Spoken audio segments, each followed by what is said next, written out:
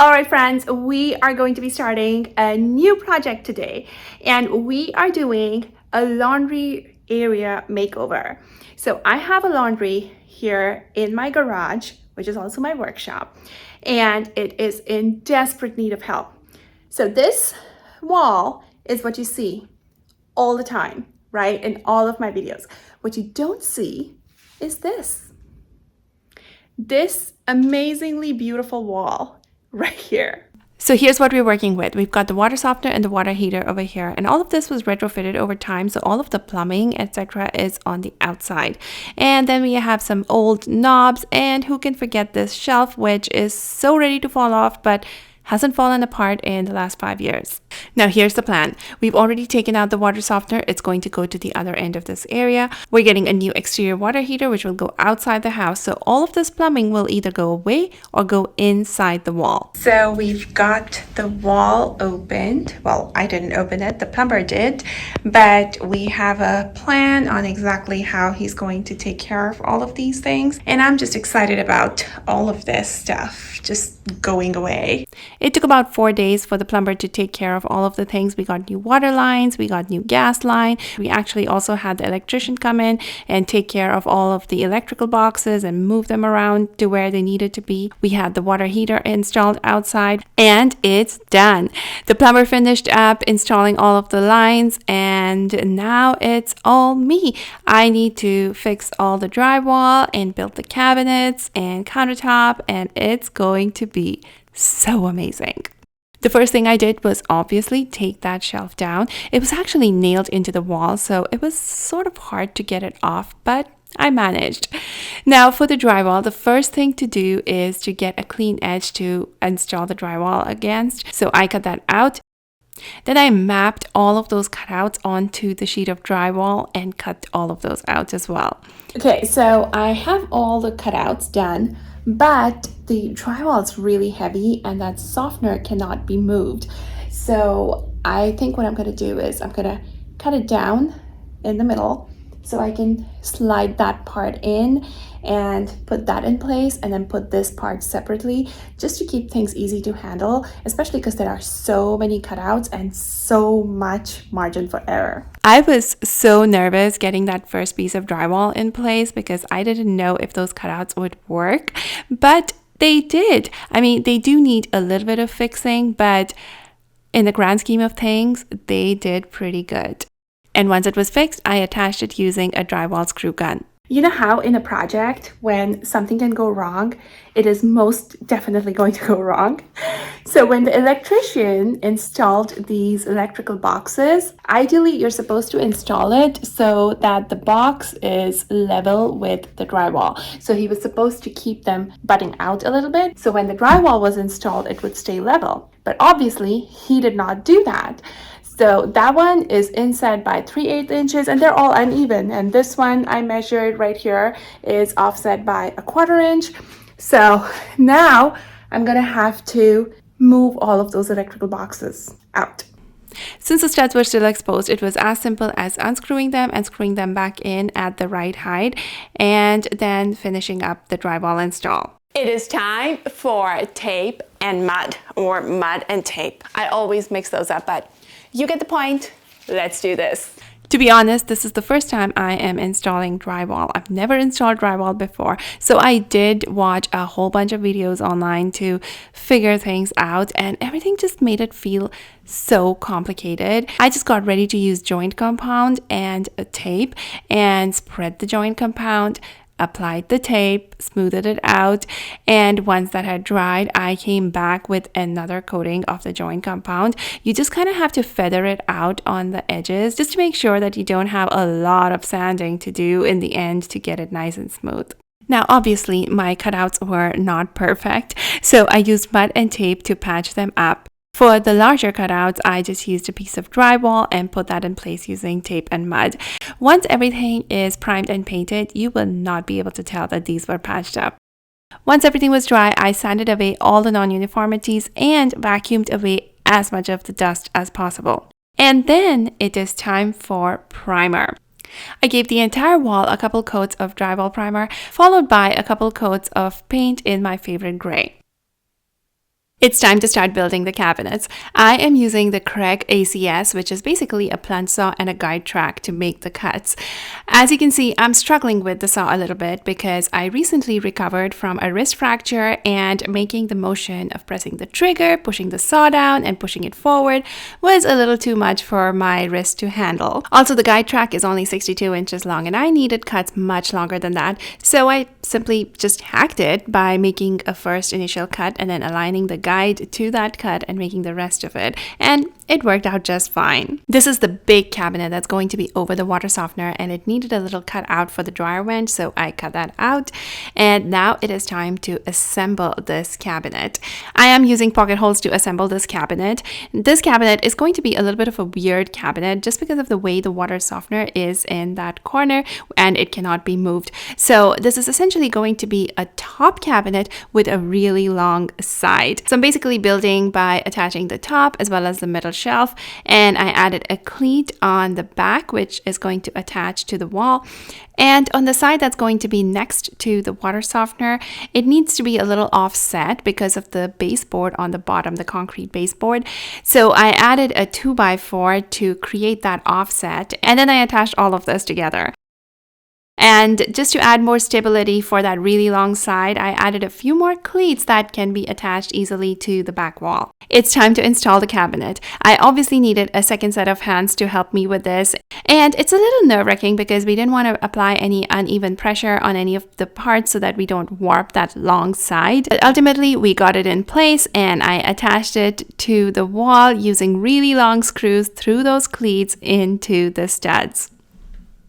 It's time to build the next set of cabinets, and these ones are much smaller than that big giant thing I just built.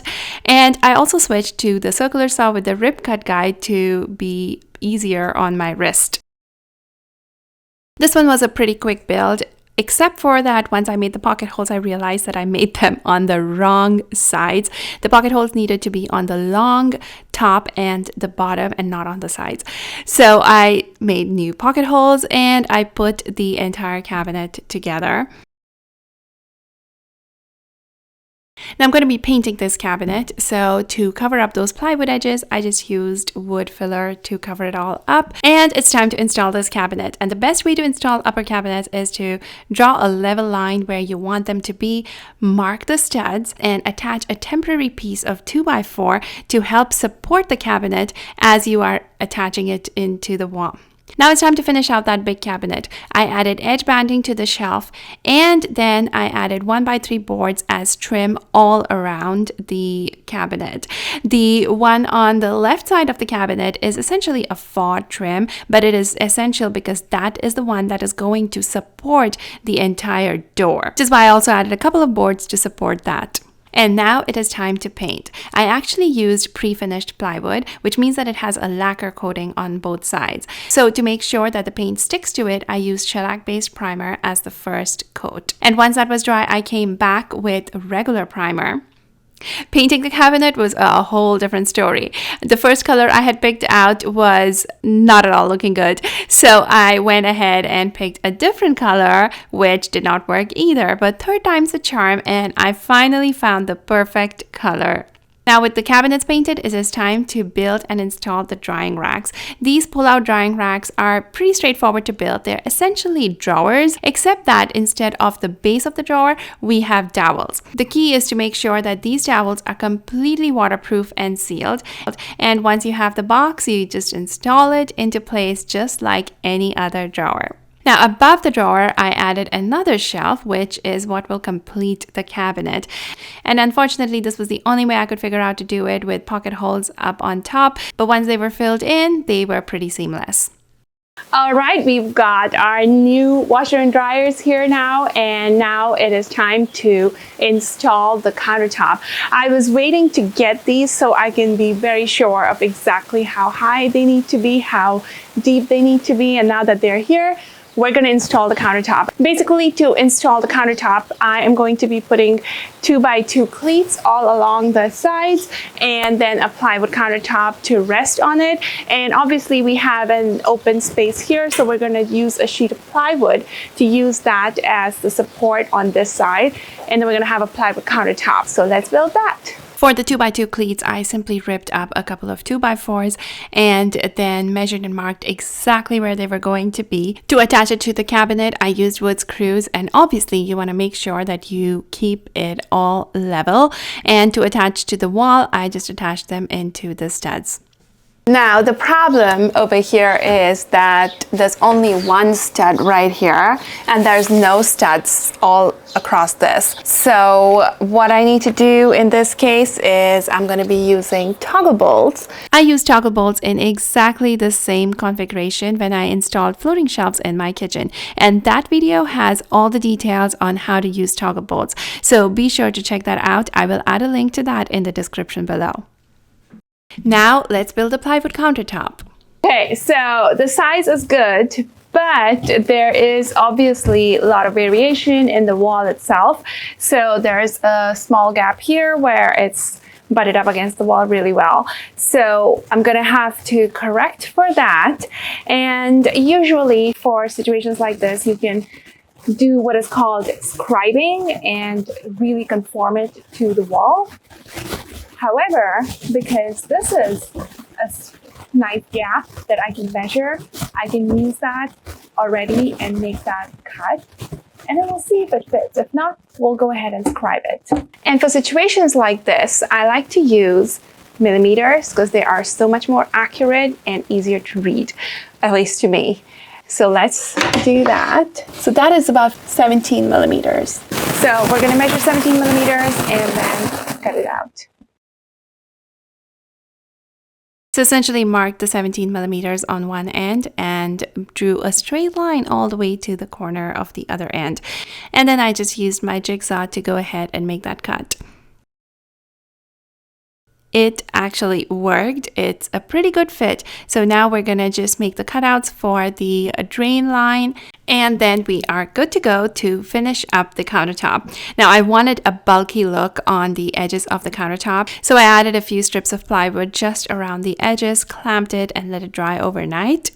And then I came back the next day and applied 2-inch wide edge banding all around, and that gave a pretty nice, seamless, solid countertop look. To seal the countertop, I used Total Boat Halcyon finish, which I absolutely love. It is so easy and quick to apply, and it's nice and durable. Now it's time to build the doors. For the smaller cabinet, I built shaker style doors, and I have a complete tutorial on how to build the doors, including a worksheet that you can get that can help you calculate the dimension of doors, as well as the cuts that you need to make to build those doors. So be sure to check that out. Once again, the link to that will be in the description below. For the larger door, since it's going to be covering the water softener and it's pretty much like a utility closet that is not going to be opened a lot, I just built the frame using pocket hole screws and then attached 1/4-inch plywood using staples. I made the holes for the hinges, attached the hinges, and then tried out the door. I was pretty nervous about this, but it worked, except that one of the hinges was hitting the shelves, so I had to take that off and make a new hole for the new hinge. I also made hinge holes on the shaker style doors for the smaller cabinet. Now it's time for primer and paint on the doors. While the primer was drying, I decided to attach the peel and stick wallpaper. I wanted a little splash of color, so I picked up this orange and red wallpaper and attached it. It was pretty straightforward, really. With the primer dry, I gave the doors a couple coats of paint. I love using my paint sprayers when painting large surfaces. It just makes the entire process so quick and easy and gives me a nice uniform coating. There is one last thing that we need to attach to complete the countertop, and that is the large sheet of plywood that goes on the side. And since this is going to be supporting the countertop, I need it to be nice and stable. So I attached a cleat using pocket hole screws to it and attached that into the studs in the wall. The countertop sits on top of the 2x2 cleats as well as this plywood, so that it's actually easy to just take it off if we ever need to access the controls behind the washer and dryer. And that is it. It's time for the final touches, attaching all the doors, all the drawer fronts, and adding all the hardware. And it is done. I am so excited with how this has turned out. Can you believe how far it has come from where it started out? And this was my first project back after recovering from my wrist fracture, and I can't believe I pulled it off. So let me give you a tour. So right here we have obviously the water softeners in there. So it's sort of like a utility closet. And here we've got all the supplies in the cabinet. And my favorite part right here, and this is a pull-out drying rack. And I love how the countertop turned out with the faux thickness for the plywood. And oh, right here I added a retractable clothing rack for hanging hangers on there. And this is it. I hope it has inspired you to create a nice, fun, functional laundry space, no matter where, in your home, in your garage, wherever. It just makes laundry a lot more fun. Before you go, you might also like the kitchen makeover that I did from top to bottom, or you might like this video where I built a custom closet in my daughter's room. Thank you so much for watching, and I will see you next time.